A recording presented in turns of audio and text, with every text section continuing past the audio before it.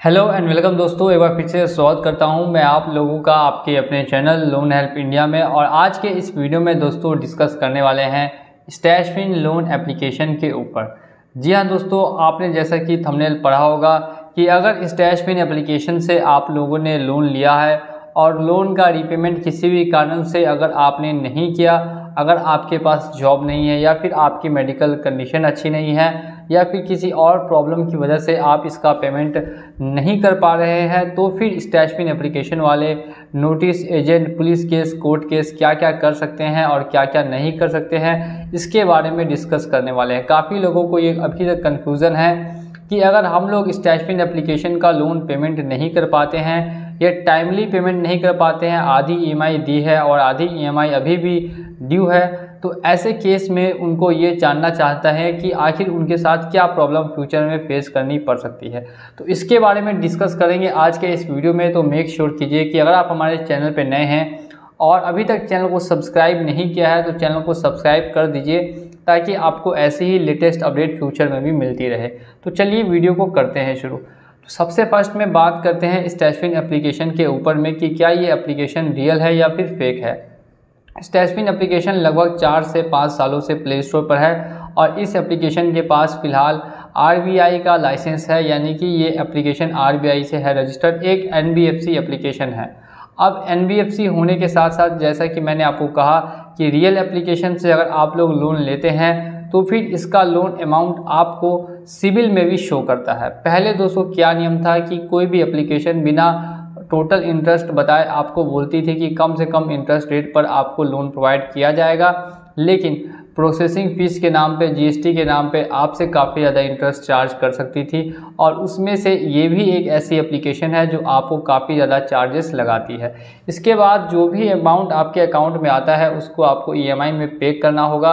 अगर आपने 2 ईएमआई पे कर दी और 3 नहीं पे कर पा रहे हैं या फिर आपने एक भी ईएमआई अभी तक पे नहीं की है और यहाँ से अगर आपको पेमेंट करने में दिक्कत हो रही है, तो फिर आपको क्या करना चाहिए। तो स्टैशफिन एप्लीकेशन वाले शुरुआती दौर में क्या करेंगे, ध्यान से सुनिएगा और आपको इससे कैसे सॉल्यूशन मिलेगा वो भी मैं आपको आज के इस वीडियो में ही बताने वाला हूँ। तो वीडियो को इन तक ज़रूर वॉच कीजिएगा। सबसे फर्स्ट में ये एप्लीकेशन क्या करते हैं कि आपको काफ़ी ज़्यादा कॉल्स करते हैं, कॉल करके परेशान करते हैं और साथ ही में तंग करेंगे। इससे भी इनका काम नहीं चलता है, तो अगर आप कॉल वगैरह रिसीव करना छोड़ देंगे तो फिर ये आपके 2 या 3 रेफरेंस नंबर पे या फिर कॉन्टैक्ट नंबर पे कॉल करते हुए दिखाई देंगे।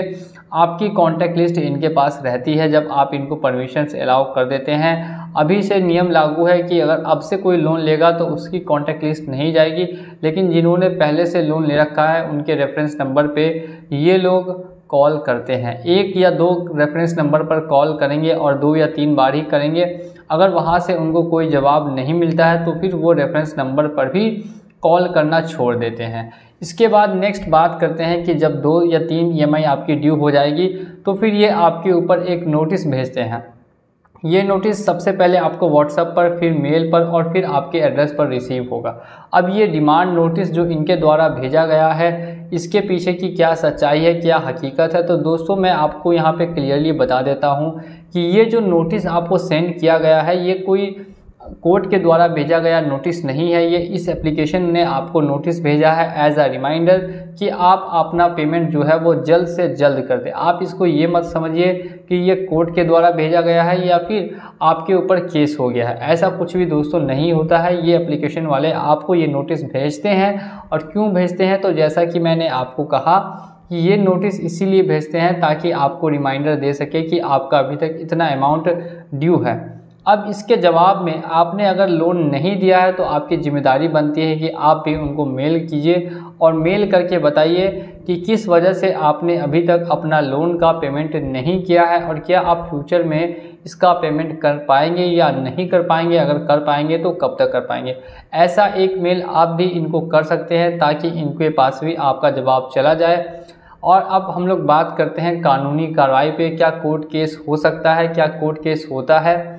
तो स्टैशफिन ज़्यादातर 1 लाख रुपए से ज़्यादा का अमाउंट सेंक्शन नहीं करती है। काफ़ी कम केस में देखने के लिए मिलेगा कि जो भी कस्टमर है उसका अमाउंट 1 लाख से ज़्यादा हो।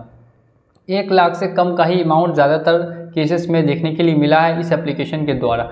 लेकिन जो चार्जेस लगते हैं, जो पेनल्टी चार्जेस लगते हैं, वो इतना ज़्यादा होते हैं कि आप सोच भी नहीं सकते। रिसेंटली मेरे एक सब्सक्राइबर ने मुझे बताया था कि उसने स्टैशफिन लोन एप्लीकेशन से 7,000 रुपये का लोन लिया और 2 साल बाद उस लोन का अमाउंट आपको 51,000 यानी 51,000 रुपीज़ हो गया।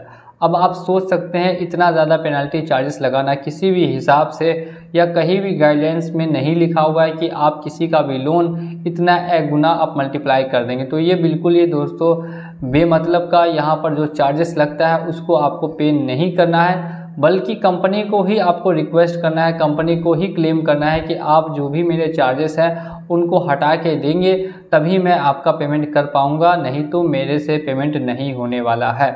मैं स्टैशफिन एप्लीकेशन को भी इस वीडियो के थ्रू बोलना चाहूँगा कि आप जब लोगों को इतना ज़्यादा लोन प्रोवाइड करते हैं और उस पर इंटरेस्ट रेट भी चार्ज करते हैं, इसके अलावा जो आपके पेनल्टी चार्जेस है वो लगाने का कोई भी मतलब नहीं बनता है। तो कृपया करके ये जो पेनल्टी चार्जेस है वो लगाना बंद कर दे ताकि लोगों को फ्यूचर में पेमेंट करने में आसानी हो सके।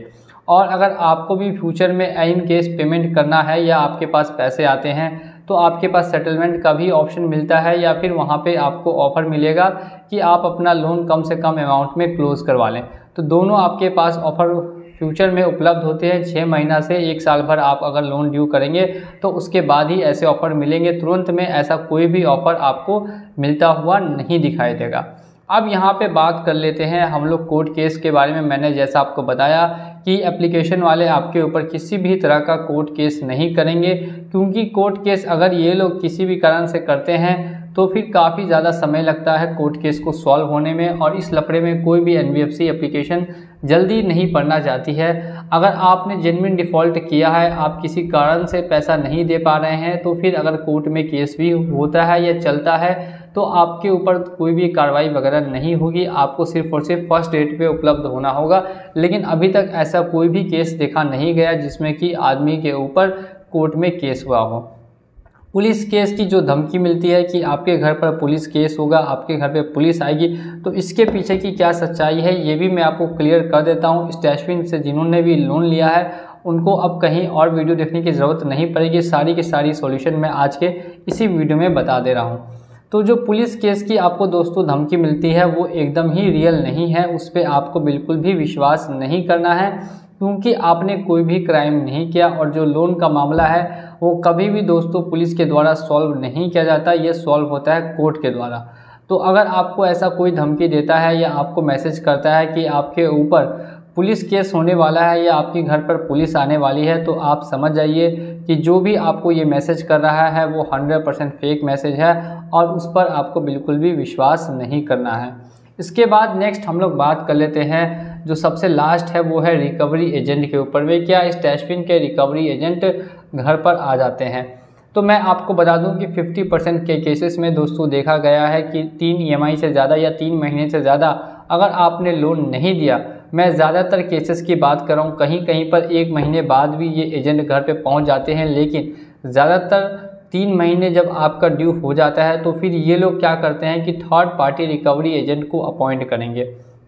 वो थर्ड पार्टी रिकवरी एजेंट आपके घर पर आएगा और आपको आकर बोलेगा कि लोन का पेमेंट करने के लिए, नहीं तो ऐसे करेंगे वैसे करेंगे। तो ऐसे केसेस में आपको जो भी रिकवरी एजेंट आता है उससे कैसे छुटकारा पाना है, इस पर मैंने काफ़ी सारी डिटेल्स वीडियो बना रखी हैं, तो उन वीडियोस को जाकर आप लोग चेकआउट कर सकते हैं कि रिकवरी एजेंट को छुटकारा कैसे मिल सकता है।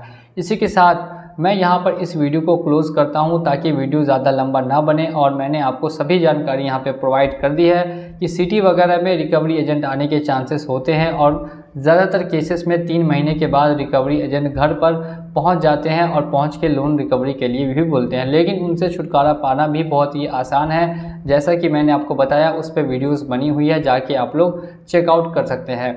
इसी के साथ चलिए चलता हूं आज के इस वीडियो में। उम्मीद करता हूं कि वीडियो पसंद आया होगा, तो वीडियो को लाइक कीजिएगा, और आपका वीडियो देखने के लिए बहुत बहुत धन्यवाद। और अगर चैनल पे नए हैं और चैनल को सब्सक्राइब नहीं किया तो चैनल को सब्सक्राइब कर दीजिए। मिलेंगे अगली वीडियो में बहुत जल्द।